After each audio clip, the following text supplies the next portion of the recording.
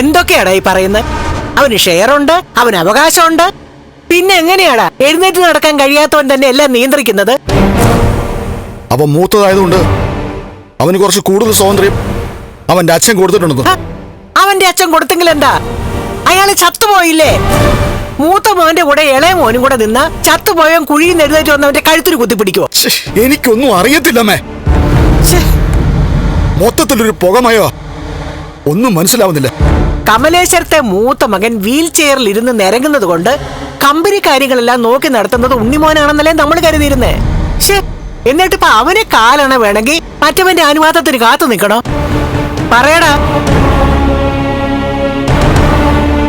വന്നു എല്ലാം കേട്ട് ആസ്വദിച്ച് നിൽക്കുന്ന ഒരു അമ്മ. ഞങ്ങളുടെ കുഞ്ഞിന് നിന്റെ മോളെക്കാളും കമലേശ്വരത്ത് അധികാരം കുറവാണെന്നുണ്ടെങ്കിൽ മര്യാദക്ക് നീ നിന്റെ മോളേക്ക് തിരിച്ചു വിളിച്ചോ. അതെങ്ങനെ പറ്റും? മോളിപ്പോ കണ്ണന്റെ ഭാര്യയല്ലേ, ഇനി തിരിച്ചു വിളിക്കാൻ പറ്റുമോ? അവൾ എങ്ങനെയാടി കണ്ണന്റെ ഭാര്യയായത്? കമലേശ്വരം പോലൊരു വലിയ തറവാട്ടിലേക്ക് അവള് കടന്നു ചെന്നത് എങ്ങനെയാടി? അതൊരു ചതിയായിരുന്നു. ഞാൻ 1000 വട്ടം നിങ്ങളോടൊക്കെ പറഞ്ഞതല്ലേ എന്റെ മോൾക്ക് ഈ ബന്ധം വേണ്ടെന്ന്. അന്ന് നിനക്കൊപ്പം നിന്റെ മോള് നിന്നോ? നിക്കത്തില്ല. അവളുടെ ഭർത്താവ് കഴിവ് കിട്ടവനാണെങ്കിലും ആ തറവാട്ടിലേക്ക് കടന്നുകൂടിയ തമ്പുരാട്ടിയെ പോലെ കഴിയാമെന്ന് അവള് കണക്കുകൂട്ടി.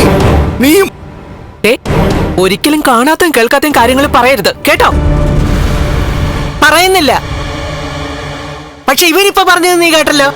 എന്റെ കുഞ്ഞിന് പാദസേവ ചെയ്യാൻ നിന്റെ മോൾക്ക് പറ്റുന്നില്ലെങ്കിൽ അവളെ ഇങ്ങോട്ട് തിരിച്ചു വിളിക്കണമെന്നാ പറഞ്ഞേ. തിരിച്ചു വിളിച്ചാലും എന്റെ മകള് വരില്ല. കണ്ണൻ അവളെ വിടില്ല.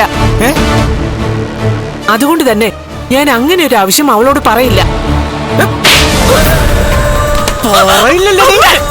പറയില്ലല്ലേ? ഇനിയിപ്പോ ഇവിടുന്ന് പുറത്തേക്ക് പോയാലും മരുമോന്റെയും മോളുടെയും തണൽ കിട്ടുമെന്ന് അവക്കറിയാം. അതുകൊണ്ട് ഇനി ഇവള് നമ്മുടെ ആവശ്യം അംഗീകരിക്കത്തില്ല. ഇവൾ അംഗീകരിക്കണ്ട. പക്ഷെ രണ്ടിലൊന്ന് എനിക്കറിയണം. ഒരു വീടാകുമ്പോ അനിയനും ചേട്ടനും തുല്യ അവകാശമാ. എന്നിട്ട് എഴുന്നേറ്റ് നിൽക്കാൻ പോലും കഴിയാത്ത ഒരുത്തന്റെ മുമ്പിൽ എല്ലാരും കൂടെ പഞ്ചപുച്ഛം അടക്കി നിൽക്കുന്നത് എന്തിനാണെന്ന് എനിക്ക് അറിഞ്ഞേ പറ്റൂ. അത് പറയേണ്ടവരെന്നോട് പറയണം. വിടറാ, തടയാൻ നോക്കണ്ട. നീ ഒറ്റ ഒരുത്തനാ പലതും സ്വപ്നം കണ്ടിട്ട് എന്റെ കുഞ്ഞിനെ ഈ ഗതി വരുത്തിയത്. മൂത്തവളെ ജോലിക്കാരിയാക്കാൻ നോക്കിയിട്ട് ഇപ്പൊ എന്റെ കുഞ്ഞവളെ സേവിക്കേണ്ട അവസ്ഥയാ. സഹിക്കത്തില്ലടാ, എനിക്കത് സഹിക്കാൻ പറ്റത്തില്ല.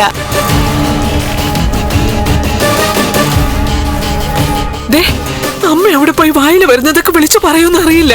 പറയട്ടെ, പറഞ്ഞാലെന്താ? അങ്ങനെ പറഞ്ഞാലേ അവിടെ ഉള്ളവർ കേൾക്കണം. കേട്ടേ പറ്റൂ.